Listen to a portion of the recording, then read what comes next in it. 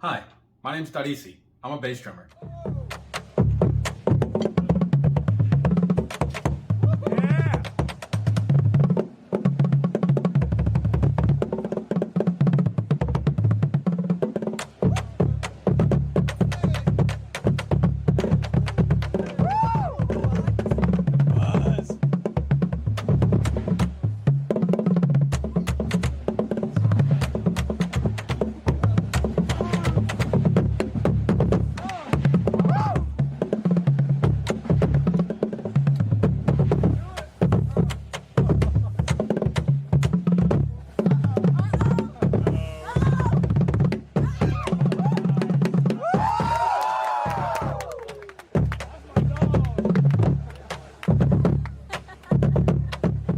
Welcome to part 2 in my exploration into bass drum rudiments. If you haven't seen part 1, I highly recommend it because it sets a precedent for the things that we're going to discuss today.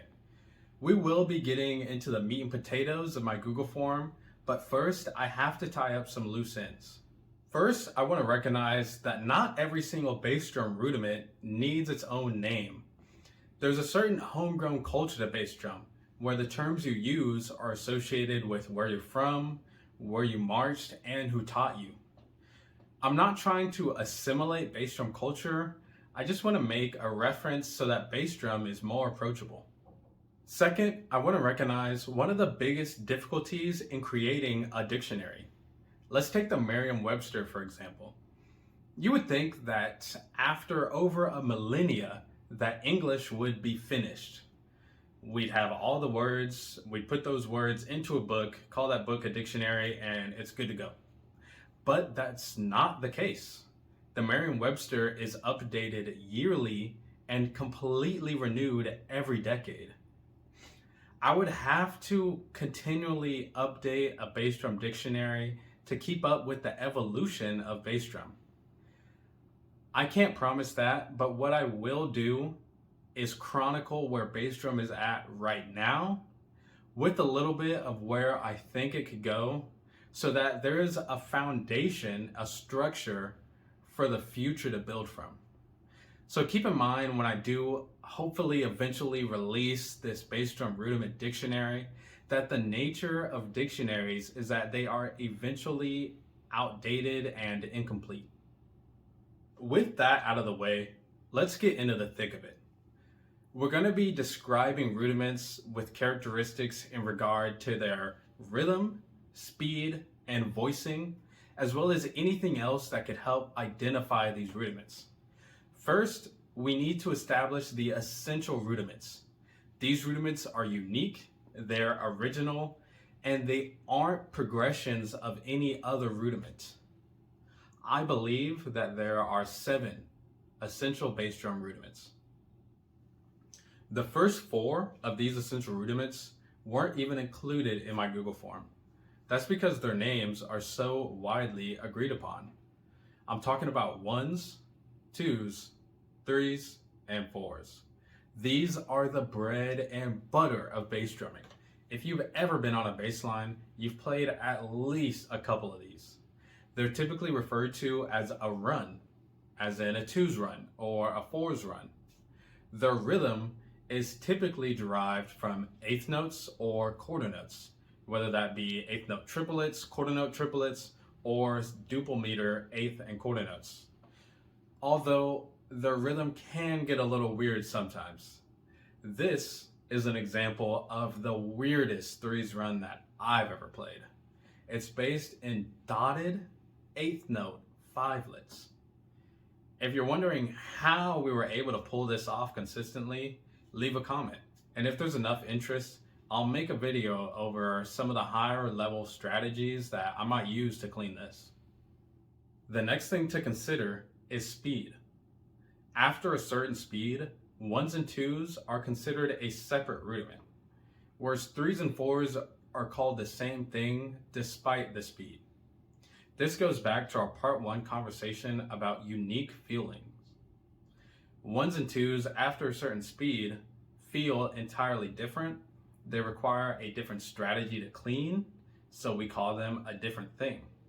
Whereas 3s and 4s have the same feeling, just faster. In regards to voicing, there isn't a voicing requirement. Any sequence of voicings would still be considered a run. So those were the first 4 essential rudiments, and this is the 5th. Before we go over its characteristics, let's consult the Google form and figure out what we're going to call it. 106 people, or 69% of responses, said that this is a single split, or split singles, same thing. 37 people, or 24% of the responses, called this a squig, which is short for squiggle, I guess because that's how it looks on the page. What's interesting about that name is that 27 of those 37 people were from the East Coast. So if you're a ride or die East Coast bass drummer, you've never crossed the Mississippi River in your entire life, you're probably gonna call this a squig. I don't make the rules. Single split and squig were the most common, so that's what I'll call it. One person did say that squig sounds childish, but considering we also call things grandmas and cheesy poofs, I don't think we're in a position to judge. Let's talk about the rhythm of a single split. I wish this was gonna be easy, but it's not. So in my last video, I mentioned that I got a response that rhythms don't dictate rudiments. And I rebutted with an example like Hertas versus a single stroke 4. They share a sticking, but they have different rhythms, so they're different rudiments. And then Sarah commented and said, hey, maybe this guy means that Hertas are still Hertas, whether they're in a triple meter or a duple meter. And I completely agree with Sarah, and I even considered taking this position before I made the video, but I purposefully didn't because of the way y'all responded to the single split question. 8 people mentioned rhythm or speed in their response. Things like squig is more common for sextuplet singles. If it's slow enough, it's just split 16ths. If it's fast enough, it's a squig. One person even said it's a squig if it's short enough. And that means that all of these could be called a different term in the right scenario. I just don't think that's the right direction to go with these rudiments. I've played all lengths and rhythms and speeds of squigs, and I can tell you that they all feel the same. What matters most is that the rhythm is consistent. So that means that this would be a single split and this would not. In regards to speed, there is a tempo where the line blurs between a single split and a one split. And this kind of happens often with some of these rudiments. So you just have to use discretion and be aware of the context when you're describing it. In terms of voicing, you have to have 2 alternating voices on a single hand. So that means that any of these could be considered a single split. Another thing to note is that a squig would require at least 4 partials. Anything less than that doesn't really encapsulate the squig feeling that we're trying to get out of this rudiment. This is the next essential rudiment. 140 people, or 92% of the responses, said that this is a hand-to-hand, or some variation of that. Whether they shortened it to H2H, or they called it a handy or handy hands. This rudiment was originally called alternating singles, which 3 people did call it that, including one person that marched Velvet Nights in '94. Yeah, shout out to that guy for answering my Google form. He had some interesting responses too, so if you'd like to see those, let me know and maybe I'll highlight them. The rhythm of a hand-to-hand is just like that of a single split. It needs to be consistent. So all 16ths all sextuplets, all fivelets. These are all examples of hand-to-hands. This is not. This is frightening. This is cursed. I've played this. It did not make it through the season. Don't be like me. In regards to speed, there are no real speed requirements for a hand-to-hand. You can take it as fast or as slow as you like, and it'd still be a hand-to-hand. And in regards to voicing, we want to see an alternating voicing using an alternating sticking. So all of these would be examples of hand-to-hands. The last essential rudiment is another one that everyone agrees on. This is a Buhguhduh. It's one of those onomatopoeia rudiments, like a chudda or a pudda, where it's just called what it sounds like. But that creates some discrepancy in how it's spelled.